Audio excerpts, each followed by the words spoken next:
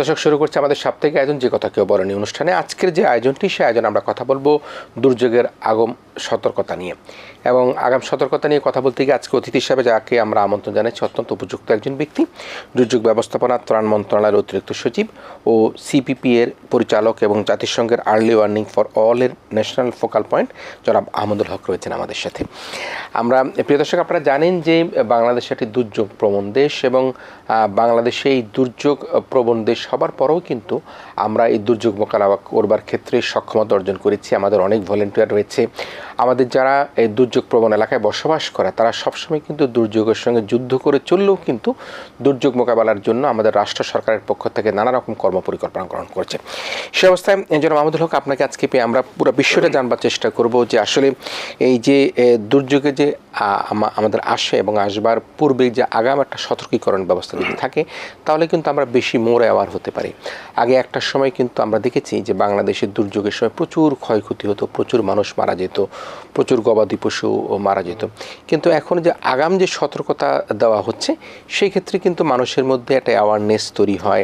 আমাদের ভলেন্টিয়াররা মাইকিং করে, আমাদের যারা রেস্কিউ করে তারা কিন্তু একদম ফিল্ডে গিয়ে নৌকায় করে, বোটে করে যারা দুর্যোগে একেবারে ক্ষতিগ্রস্ত হয়েছে, বাড়িঘর ডুবে গিয়েছে, তাদেরকে নিয়ে আসে। এই যে দুর্যোগে আগাম সতর্কীকরণের যে প্রাসঙ্গিকতা এবং এই প্রয়োজনীয়তাকে আপনি কীভাবে দেখছেন? আপনি, ধন্যবাদ আপনাকে। এবং আমি এটিএন বাংলা যারা যে সকল দর্শক এটি দেখছেন তাদেরকে সবাইকে স্বাগত জানাচ্ছি আজকের আমাদের এই আলোচনায়। আপনি খুব চমৎকারভাবে এই প্রেক্ষাপটটি বর্ণনা করেছেন যে আগাম সতর্কবার্তা কীভাবে মানুষের জীবন বাঁচায় বা জীবন বাঁচানোর জন্য কতটুকু দরকার। আগাম সতর্কবার্তা আসলেই একটি ভালো দুর্যোগ ব্যবস্থাপনার পূর্বশর্ত। আপনি এটার প্রেক্ষাপটটা যদি আমরা দেখি, 1970 সালের গ্রেট ভোলা সাইক্লোন সম্বন্ধে আমরা সব জানি। আসলে এই অঞ্চল, বাংলাদেশ শুধু নয়, এই পুরো অঞ্চলেরই দুর্যোগ ব্যবস্থাপনার ধারণাটি এই একটি দুর্যোগই পাল্টে দিয়েছে। সেই দুর্যোগে সেই 1970 সালের সেই 12ই নভেম্বর রাতে কি হয়েছিল আমরা সাধারণভাবেই বলি, তখন পাকিস্তান সরকার ছিল, আমরা স্বাধীন ছিলাম না, একটি বৈষম্য ছিল, আপনার মানুষের প্রতি অবহেলা ছিল। ওই রাতে দুর্যোগ ব্যবস্থাপনার প্রথম আমরা বিবেচনায় নিই ওই সময়কার দুর্যোগ ব্যবস্থাপনার অদক্ষতা এবং অবহেলা। কিন্তু খুব আমরা যদি গভীরভাবে বিশ্লেষণ করি আমরা পাবো যে একটি কার্যকর আগাম সতর্কতা ব্যবস্থার অভাব ছিল।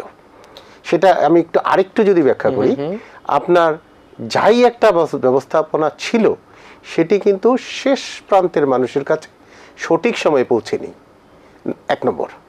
2 নম্বর হলো যতটুকু পৌঁছেছে সেটি মানুষ বিশ্বাস করেনি অথবা বুঝতে পারেনি। 3 নম্বর আপনার চিত্রটি ছিল যার কাছে কোনোভাবে পৌঁছেছে এবং তিনি বুঝেছেন এবং বিশ্বাসও করেছেন, কিন্তু ওই রকম দুর্যোগে কী করণীয়, কোথায় যেতে হবে, কি কি বর্জন করতে হবে মানুষ জানতো না।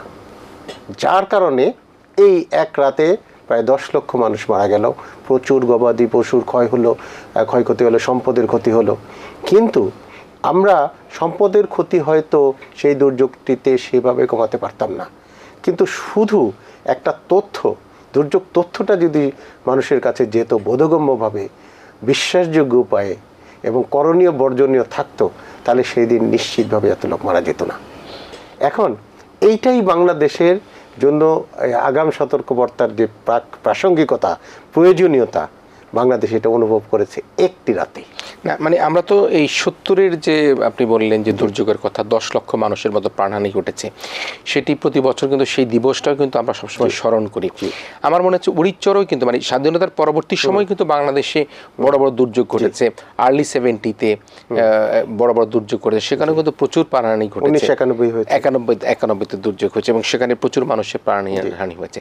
এখন যে আমাদের যে দুর্যোগে যে আগাম সতর্কীকরণের কথা যেটি বলা হচ্ছে, যেমন ধরুন আমরা এখন যদি ধরি আমাদের ফেনী নদী যে আমাদের বাঁধ বা আমাদের যে গঙ্গা ব্যারেজ রয়েছে, তো আমাদের কোনো সতর্কীকরণ লাগলো না, দেখা গেল যে কোনো এক কারণে এখন ভারতে পানি বেশি হচ্ছে, সেখানে তারা সে পানি ছেড়ে দিল। এটা তো আপনি আমাকে যদি প্রতিবেশী দেশ সেখানে অ্যাওয়ার না করে, তখন তো আমার তো সেখানে পানির স্রোতে আমার, যেমন এবার ফেনীতে সবচেয়ে বেশি ক্ষতি হলো, যেখানে ফেনীতে কখনো আমরা বন্যা দেখতে পাইনি। সেই জায়গায় বাংলাদেশ এই দুর্যোগ প্রশমনের ক্ষেত্রে সতর্কতাকরণ তো অবশ্যই একটা গুরুত্বপূর্ণ বিষয়, কিন্তু দুর্যোগ কূটনীতিতে আমরা কতখানি দক্ষতা অর্জন করতে পারছি? এটি আসলেই এই যে এখনকার যে দুর্যোগ এবং দুর্যোগ ব্যবস্থাপনা, এগুলি সবই ট্রান্সবাউন্ডারি। এখন আমরা বলছি বিভিন্ন আন্তর্জাতিক ফোরামে যে দুর্যোগের তো ভৌগোলিক সীমা নেই। একটি ঘূর্ণিঝড়, একটি বন্যা, সে বোঝে না কোন জায়গায় আন্তর্জাতিক সীমানা, তার জন্য ভিসা পাসপোর্টও লাগে না। সুতরাং দুর্যোগ যেহেতু সীমান্ত মানে না, জাতীয়তা মানে না, ধর্ম মানে না, গোত্র মানে না, নারী পুরুষ মানে না, কেন আমরা এই দুর্যোগ তথ্য বিনিময়ে কেন এই জাতিভেদ, অঞ্চলভেদ, দেশভেদ করব? এইটি কিন্তু ক্রমাগত তৈরি হচ্ছে এই ভয়েসগুলো। যেমন আপনি যেটা বললেন যে 2024-এর আমাদের পূর্বাঞ্চলের বন্যা, প্রায় অনেক বন্যাতেই আমাদের এই তথ্য বিনিময়টি সমস্যা হয়। এই একই রকম অন্যান্য দুর্যোগের ক্ষেত্রেও হতে পারে। ঘূর্ণিঝড়ের ক্ষেত্রে একটু সুবিধা আছে, যেগুলো গ্লোবাল যে মাধ্যমগুলো, এবং এটার একটা কমন ইন্টারন্যাশনাল প্রটোকল আছে তথ্য বিনিময়ের। এই বন্যার ক্ষেত্রে আমরা এই জায়গাটি আমরা চ্যালেঞ্জ মোকাবেলা করছি। নিশ্চিতভাবেই আন্তর্জাতিক বিশ্ব এটা নিয়ে সোচ্চার, দুর্যোগ ব্যবস্থাপনা কমিউনিটিগুলো সোচ্চার, বাংলাদেশ আমাদের কূটনৈতিকভাবে এগুলো সমাধান করার চেষ্টা করছি। নিশ্চয়ই আমরা এই যে বন্যা বা খরা বা আমাদের পানি চলে আসে, এগুলিকে আমরা কিন্তু একটা বড় দুর্যোগ হিসাবে দেখি। এবং কিন্তু আমরা কিন্তু যে বজ্রপাত যেটি ঘটে, আমরা কিন্তু আমার মনে আছে বেশ বছর 2-3 আগে আমরা দেখেছি এক বরযাত্রা সহ নৌকা নিয়ে প্রায় 40-50 জন যাত্রী সবাই কিন্তু সেখানে নওগাঁতে করেছেন। আপনি নিশ্চয়ই সে বিষয়ে আরও অবগত আছেন। এই যে বজ্রপাতও কিন্তু একটা দুর্যোগের অংশ হিসাবে যদি আমরা বিবেচনা করি, আমরা মেশিন বসানোর কথা, সেই জায়গায় আমরা অ্যাড্রেস করতে পারছি কিনা এখন, বা আমাদের করা উচিত কিনা? আচ্ছা, একটা চমৎকার প্রশ্ন। বজ্রপাত কিন্তু ইতিমধ্যে দুর্যোগ হিসেবে ঘোষিত হয়েছে। এখন আমাদের কিছু কিছু দুর্যোগে যেমন চমৎকার আগাম সতর্কতা পদ্ধতি তৈরি হয়ে গেছে, যেমন ঘূর্ণিঝড় একদম সুস্পষ্ট, এবং বন্যার ক্ষেত্রে আগাম সতর্কবার্তা আছে, যদিও ঘূর্ণিঝড়ের মতো অতটি শ্রেণীবদ্ধ বা সুস্পষ্ট নয়, তারপরেও একটা ভালো ব্যবস্থা আছে। বজ্রপাতে এখন সাম্প্রতিককালে আমাদের আবহাওয়া অধিদপ্তর বজ্রপাতের একটি আগাম সতর্কতা পদ্ধতি, একটি খসড়া তৈরি করেছে। খুব সহজেই আমরা এটি দেখতে পাবো, আগাম সতর্কতা পদ্ধতি আসছে। এমনি এখন আপনি যেটা বললেন, ওই যে প্রশমন বা প্রস্তুতি বা প্রতিরোধ করা, সেই পদ্ধতিগুলো কিছু কমন পদ্ধতি আছে। যেটি হলো বজ্রপাতের প্রথম কথাই হলো আপনাকে একটি শেডে থাকতে হবে, উন্মুক্ত স্থানে থাকা যাবে না, কোনো বিপজ্জনক গাছ বা বিদ্যুৎ পোলের ধারে কাছে থাকা যাবে না, এবং যথাসম্ভব জলীয় এলাকা এড়িয়ে যেতে হবে। কিন্তু সমস্যাটা হয় আমাদের হাওর অঞ্চল বা নদীতে মাছ ধরছে, তারা তাৎক্ষণিকভাবে এই আগাম সতর্কতাটা যথেষ্ট আগে না পেলে তারা কিন্তু এই নিরাপদ স্থানে আসতে পারবে না। সেই জন্য যেমন একটি আমাদের দুর্যোগ ব্যবস্থাপনা অধিদপ্তরের মাধ্যমে কিছু প্রকল্প তৈরি হয়েছে, একটি নির্দিষ্ট এলাকা জুড়ে একটা শেড তৈরি করা, যেটি লাইটনিং অ্যারেস্টার বলে, লাইটনিং অ্যারেস্টার স্থাপন করা হয়েছে। সেগুলো এখনও পাইলট ভিত্তিতে, এগুলো আমরা সরকার চেষ্টা করছে এগুলো আরও সম্প্রসারিত করা। কিন্তু তার আগে দরকার একটা ভালো, যথেষ্ট আগে, যত সম্ভব আগে একটি আগাম সতর্কতা দেওয়া। এইগুলিতে আমরা মনে হয় এগিয়ে যাচ্ছি, সহসাই আমরা একটা ফল দেখতে পারি। তাহলে বজ্রপাতকে আমরা এখন আমাদের দুর্যোগের আওতায় সেখানে নিয়ে এসেছি। আমরা যদিও এটি একটু সমালোচনা হয়ে যায় কিনা, আপনি সরকারি কর্মকর্তা, আপনার কাছে আসলে সেই বিষয়টা কতখানি গ্রহণযোগ্য। আমরা এই যে এই বজ্রপাত নিরসন করতে গিয়ে আমরা তাল গাছ লাগাতে গিয়ে দেখেছি যে সেই তালের চারা নিয়ে কী ধরনের অন্যায় হয়েছে, কী ধরনের আর্থিক ভাবে সেখানে লুটপাট হয়েছে। সেই জায়গাগুলো আপনি মন্ত্রণালয়ে এসে এমন কোনো কিছু পেয়েছেন কিনা যেটা আসলে আমরা দেশের বা সরকারের অনেক আর্থিক অপচয় করেছি এই দুর্যোগ প্রশমন করতে গিয়ে? আপনি যেটি বলেছেন অবশ্যই কিছু সত্যতা তো বটেই আছে বটে, কিন্তু আপনার তাল গাছ লাগানো বা বড় ধরনের গাছ লাগানো একটি দেশীয় পদ্ধতি, কার্যকর। কিন্তু সেই মুহূর্তে আমাদের বিভিন্ন প্রকল্পগুলোতে এটা একটা অন্তর্ভুক্তি, প্রকল্পগুলোর একটা উপাদান ছিল গাছ লাগানো। কিছু যে সফল হয়নি তা নয়, তবে এটি একটি লং টার্মের প্রজেক্ট। একটা তাল গাছ বড় হতে হতে 20-25 বছর লেগে যায়। হয়তো যা লাগানো হয়েছে তার ফল আমরা আরও 15-20 বছর পরে পাবো, এটা নিয়ে কথা হয়েছিল।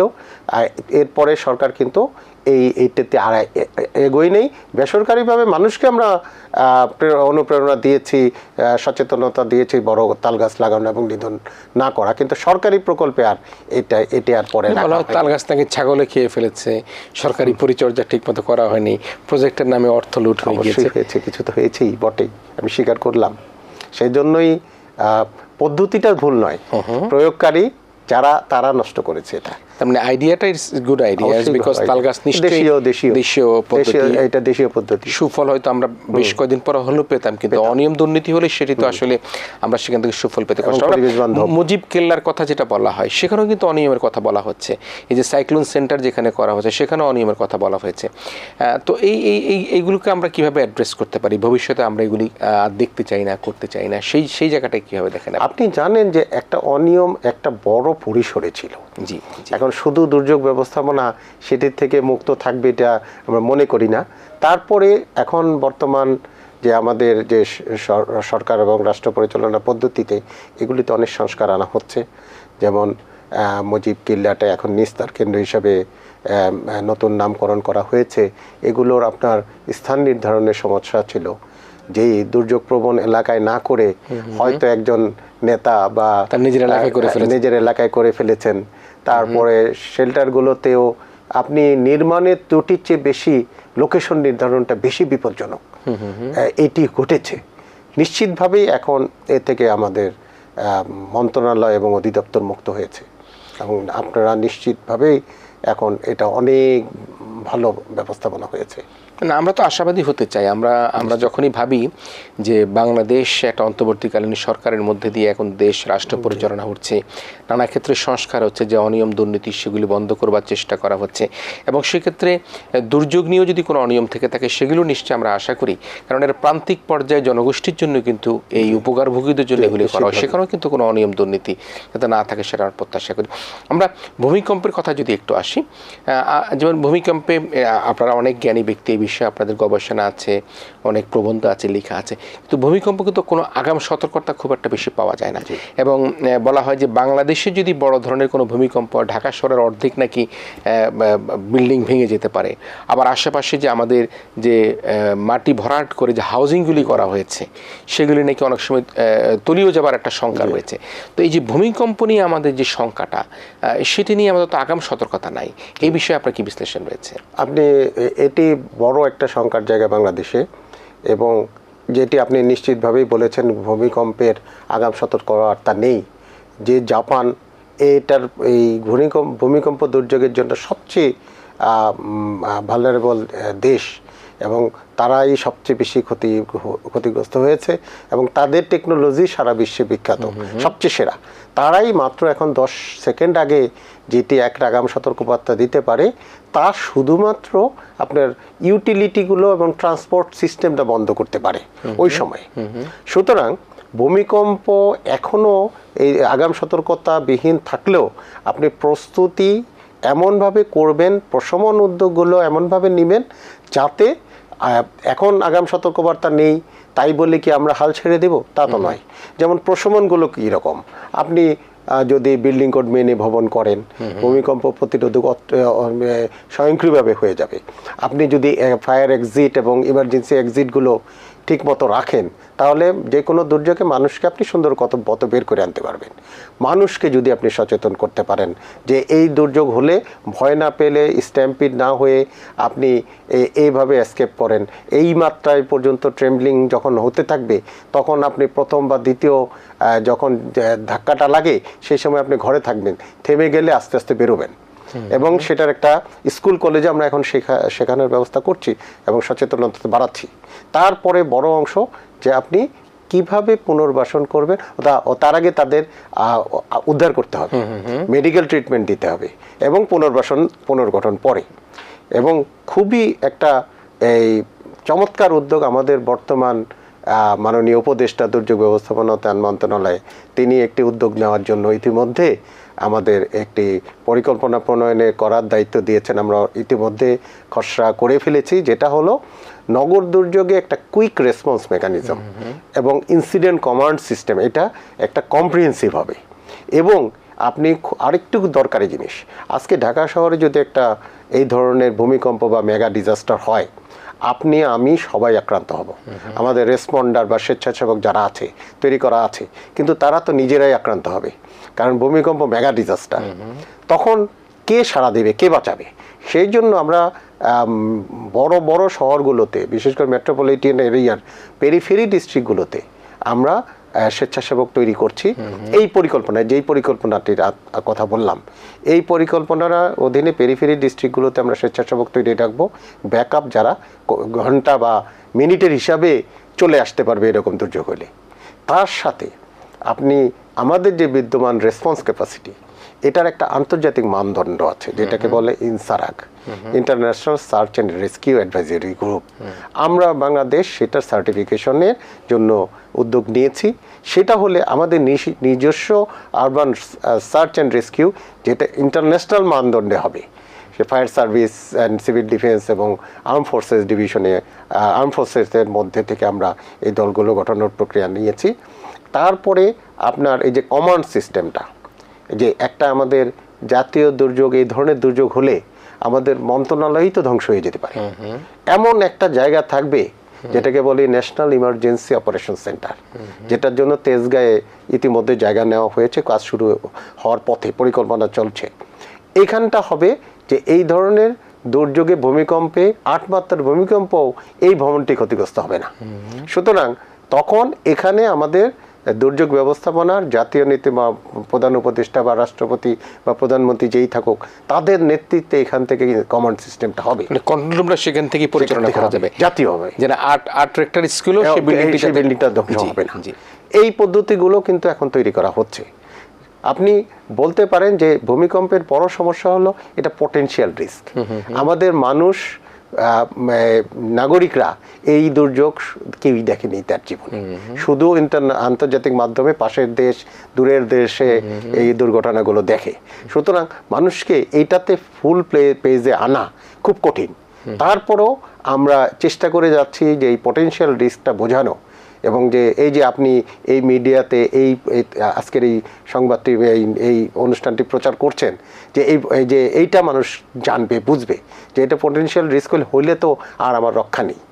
এবং এটার জন্য যে প্রতিরোধমূলক যেই ব্যবস্থাটা বলেছিলাম, যে বিল্ডিং কোড অনুযায়ী ভবন তৈরি করা, এখন যারা তৈরি করে আছে প্রায় বেশিরভাগই এরকম ভবন আছে বিপজ্জনক। এখন সরকার এই উদ্যোগ নিচ্ছে এগুলোকে চিহ্নিত, কালার কোডেড করা, এবং কালার কোডেড করে হয়তো আরও চিন্তা আসছে যে তাদেরকে এইগুলি কালার কোডেড দিলে এখানে যে ভাড়া দিবে বা থাকবে তিনি বিপদটা জানবেন, তখন তিনি এটাকে রেট্রোফিট বা অন্য কোনো মাধ্যমে যদি এটাকে ঠিক করা সম্ভব হয় ঠিক করবে, তা না হলে ভেঙে ফেলে নতুন করে করতে হবে, কারণ এটা তো মানুষের জীবন তো আগে। সে কারণে আমরা দেখেছি যে অনেকগুলি বিল্ডিংকে চিহ্নিত করা হয়েছে, পুরান ঢাকাও চিহ্নিত করা হয়েছে, ঢাকার বাইরেও চিহ্নিত করা হয়েছে। ইভেন আমরা ঢাকা মেডিকেল কলেজের কথাও শুনেছি, সেই ভবনটিও কিন্তু ঝুঁকিপূর্ণ একটি ভবন অবস্থান রয়েছে। আপনি জাপানের কথা বলছিলেন, জাপানে নাকি এখন নতুন প্রযুক্তি এসছে, বিল্ডিংয়ের নিচে এক ধরনের রাবার বা চাকা বা কিছু একটা থাকবে, যার যে প্রযুক্তির কারণে ভূমিকম্পে এটা হেলে যাবে বা ঝুঁকে যাবে, ভেঙে পড়বে না। সেই ধরনের প্রযুক্তি কি আমাদের দেশে কতক্ষণ সময় লাগতে পারে বা কত বছর লাগতে পারে, বা আমরা সেদিকে কোনো চিন্তা ভাবনা করছি? আচ্ছা, আপনি এটা হিসাবটা করে দেখেন, এটার জন্য অবশ্যই বহু বিনিয়োগ দরকার। একজন ব্যক্তি নির্মাতা নিশ্চিতভাবেই একটা পটেনশিয়াল রিস্কের জন্য এত বড় বিনিয়োগ করতে চাইবে না। আর আমি বলবো না যে এই জাপানি প্রযুক্তি বা চায়নার ভূমিকম্প প্রবণ এলাকা বা আমেরিকার ক্যালিফোর্নিয়া বা আরও যে ভূমিকম্প প্রবণ, তারা সুনিশ্চিতভাবেই ভূমিকম্পে আক্রান্ত হয়, প্রতিনিয়ত ক্ষতিগ্রস্ত হচ্ছে, নেপালে কিছু অংশ আছে। সেটা আমরা একটা পটেনশিয়াল রিস্কের জন্য হয়তো একজন ব্যক্তি মালিক বা সরকার এফোর্ড করে না।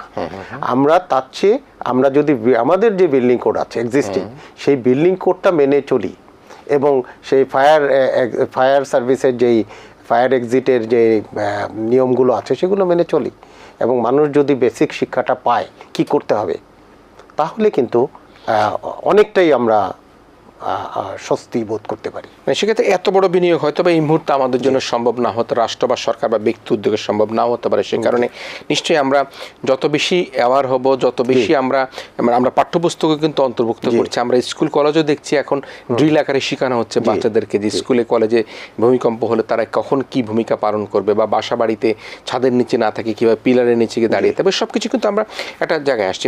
আপনি নাগরিকদের সচেতনতার কথা বলেন, আমরাও একই কথা বলে থাকি, কিন্তু যারা নগর পরিচালনা করেন আপনি নিশ্চয়ই জানেন সেটি হচ্ছে যে গত বছর আমরা দেখছি একটা পাইলট প্রোগ্রামে দেখেছি ধানমন্ডিতে মাটির নিচে দিয়ে ইলেকট্রিক লাইন নেওয়া হচ্ছে। ইট ইস ভেরি গুড ইনিশিয়েটিভ, হয়তো মাটির নিচে ইলেকট্রিক, কিন্তু যেখান দিয়ে ইলেকট্রিক লাইন সেখানে আবার গ্যাসের লাইন। তো যদি ভূমিকম্প হয় তাহলে বিদ্যুৎ এবং গ্যাসে যদি একত্রিত হয়ে যায় তাহলে নগর যারা পরিচালনা করছেন তাদের দায়ও তো কিন্তু এই নগর ক্ষতিগ্রস্ত হতে পারে, মানুষের প্রাণহানি হতে পারে। অবশ্যই আমাদের এই জন্যই তো আমাদের এই যে দুর্যোগ ব্যবস্থাপনা যত পরিকল্পনা আছে, পদ্ধতিগুলো আছে, প্রকল্পগুলো আছে, সবগুলোতেই কিন্তু এই যে নগরের যে নীতি নির্ধারক, সিটি কর্পোরেশন অথবা বিভিন্ন উন্নয়ন কর্তৃপক্ষ, পৌরসভাগুলো সবাই কিন্তু যুক্ত আছে, এবং তাদেরকে দুর্যোগ ব্যবস্থাপনা সমস্ত পরিকল্পনা, যেমন আমাদের স্ট্যান্ডিং অর্ডারস অন ডিজাস্টার, এগুলিতে অন্তর্ভুক্ত করা আছে, এবং তাদের সাথে আমাদের প্রতিনিয়তই এই তথ্য বিনিময় হচ্ছে, আমরা ধারণাগুলো তাদের দেওয়ার চেষ্টা করছি। এবং এখনও যে ইউটিলিটি যে প্রতিষ্ঠানগুলো, তাদের মধ্যে কিছু সমন্বয়ের অভাব আছে। এগুলো আমরা এই দুর্যোগ ব্যবস্থাপনার যে ধারণাটা, সেই ধারণাটা মাথায় নিয়ে তাদেরকে আমরা এই কাজ করার জন্য অ্যাডভোকেসি করছি। যেমন আপনার যে কোনো প্রকল্প নিলে ডিজাস্টার ইম্প্যাক্ট অ্যাসেসমেন্টটা তাতে লাগবে।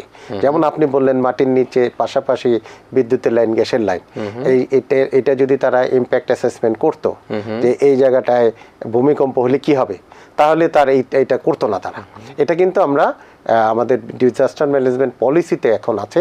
আগে এনভায়রনমেন্টাল ইম্প্যাক্ট অ্যাসেসমেন্ট করতো, সেটি আছে, তার সাথে ডিজাস্টার ইম্প্যাক্ট অ্যাসেসমেন্টটা করতে হবে। এগুলো হলে এটা অনেকটাই উন্নত হবে। সেক্ষেত্রে সবসময় আমরা একটা জিনিস বলে থাকি যে মিডিয়াটা গুরুত্বপূর্ণ ভূমিকা পালন করতে পারে, বিশেষ করে আমাদের কমিউনিটি রেডিওগুলো কিন্তু এখন বেশ বড় ভূমিকা পালন করে। আপনি একেবারে আমাদের আয়োজনের এই শেষের দুর্যোগের আগাম সতর্কতা নিয়ে আমাদের দর্শক যারা রয়েছেন তাদেরকে মিডিয়ার ভূমিকা এবং সবাইকে মিলে কিভাবে আমরা এই দুর্যোগ, আমরা ভূমিকম্পই বলি, বন্যাই বলি, আমরা খরাই বলি না কেন, যেটাই বলি না কেন, সব কিছু মিলিয়ে আপনার এই মিডিয়ার ভূমিকা এবং জনগণের এই সচেতনতাকে আপনি শেষ বিশ্লেষণে কিভাবে কথা বলবেন? মিডিয়ার ভূমিকার আগে আমি ছোট্ট একটি কথা বলে নিই। আমাদের যে প্রচলিত দুর্যোগ ব্যবস্থাপনা, সেটি শুধু আমাদের হাইড্রোমেট অর্গানাইজেশনগুলো একটি আবহাওয়া বিজ্ঞপ্তি জারি করত, আমরা ডিজাস্টার ম্যানেজমেন্ট এটা মানুষের কাছে প্রচার করতাম। এখনকার যে UN early warning for all যেটা বললাম, ইন্টারভেনশন, এখানে যে রিডিফাইন্ড আর্লি ওয়ার্নিংটা বলছে, এটা শুধু জেনারেশন এবং ডিসেমিনেশন না, এটার সাথে ডিসেমিনেশনের সাথে কমিউনিকেশন থাকবে। যেমন আমরা পূর্বাঞ্চলের বন্যায় দেখলাম কমিউনিকেশন ডিসরাপ্ট হলো পাওয়ার ফেলিউরের কারণে। সুতরাং আমরা আনইন্টারাপ্টেবল কমিউনিকেশন নিশ্চিত করার জন্য উদ্যোগ নিয়েছি। এর বাইরে আপনার রিস্ক নলেজ, যে একটা এলাকার মানুষ, যেমন ঢাকার মানুষ যদি তার রিস্ক নলেজ না থাকে, যে তার ভূমিকম্পের ঝুঁকি, তার ওয়াটার লগিংয়ের ঝুঁকি, তার ফায়ার হ্যাজার্ড, কেমিক্যাল হ্যাজার্ড, এই ঝুঁকি জ্ঞানগুলো দিতে হবে। এটা টোটাল আগাম সতর্কবার্তা পদ্ধতিরই অংশ। তারপরে ফোর্থ একটা নতুন পিলার যুক্ত হয়েছে, যে সকল দুর্যোগ তথ্য, সকল আগাম সতর্কবার্তার সাথে কি করতে হবে, কি করা যাবে না, কি কোন কোন ক্যাপাসিটি দরকার রেসপন্স করার জন্য বা ব্যক্তি পর্যায়ে বা সংগঠন পর্যায়ে, সেই জ্ঞানটাও দেওয়া হচ্ছে। এখন এই যে সমস্ত এই যে 4টা পিলার বললাম, এটা মিডিয়ার বড় একটা দরকার প্রয়োজন আছে। যে মিডিয়া যদি ক্রমাগত এগুলি প্রচার করতে থাকে, তাহলে মানুষ বুঝবে তার শুধু তার বিল্ডিং করবে, ভবনটা করবে গুড, তা সে কিভাবে দুর্যোগের সময় কিভাবে বাঁচবে বা কিভাবে রক্ষা পাবে, কিন্তু তার এলাকার ঝুঁকিটা কি সে যদি জানতে পারে। এবং সুস্পষ্টভাবে আমি যখন আপনি ধরেন একটা এই বন্যা নগর বন্যা হলো, নগর বন্যা একটা আপনি পাইলে জানলেন যে একটা একদম আগামী 24 ঘন্টায় 100 মিলিমিটারের উপর বৃষ্টি হবে, তাহলে আপনি ধরে নিতে পারেন আপনি এলাকাটা ওয়াটার লক হতে পারে। সেক্ষেত্রে আপনার ইউটিলিটি, আপনার এই যানবাহন কোথায় রাখবেন গাড়িটা, এই জিনিসগুলো আপনি আগে থেকে একটা প্রস্তুতি নিতে পারবেন। সুতরাং আপনার করণীয় বর্জনীয়টাও আপনার আগে থেকে পরিকল্পনা করতে হবে। এই সব বিষয়ে যেমন দুর্যোগ ব্যবস্থাপনা ত্রাণ মন্ত্রণালয়, আবহাওয়া অধিদপ্তর বা বন্যা সতর্কীকরণ যে পদ্ধতি, তাদের বাইরে মিডিয়ার একটা বিরাট ভূমিকা আছে, যে এটা প্রতিনিয়ত প্রচার করা এবং একদম শেষ মুহূর্ত পর্যন্ত মানুষের সাথে থাকা। প্রিয় দর্শক, আমরা শুনছিলাম দুর্যোগের আগাম সতর্কতা নিয়ে। আমরা দুর্যোগ প্রবণ দেশ হিসেবে চিহ্নিত হলো, কিন্তু দুর্যোগ মোকাবেলা আমরা সক্ষমতা অর্জন করেছি।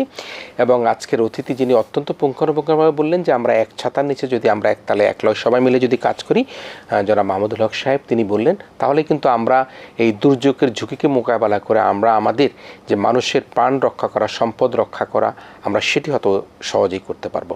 আমরা আশা করব আমাদের যারা মিডিয়ার বন্ধুরা রয়েছেন, আমাদের যারা সাধারণ জনগণ রয়েছেন, প্রত্যেকেই কিন্তু স্বক্ষেত্রে যদি সচেতন থাকি এবং মিডিয়ার যে প্রচারণা যদি আমরা সঠিকভাবে করি, তাহলে আমরা এই দুর্যোগ থেকে মুক্তি পেয়ে আমরা এই বাংলাদেশে যেভাবে দুর্যোগ প্রবণ দেশ হিসেবে আমরা একটা সময় চিহ্নিত করা হয়েছিল, তার থেকে আমরা এই বদনাম থেকে গুছিয়ে আমরা বাংলাদেশের উন্নত রাষ্ট্রের যে দিকে যাচ্ছি সেদিকে যাবার একটা পথ সুগম হবে বলে আশা করছি। প্রিয় দর্শক, আপনারা এতক্ষণ আমাদের আজকের আয়োজন দেখলেন দুর্যোগের আগাম সতর্কতা নিয়ে।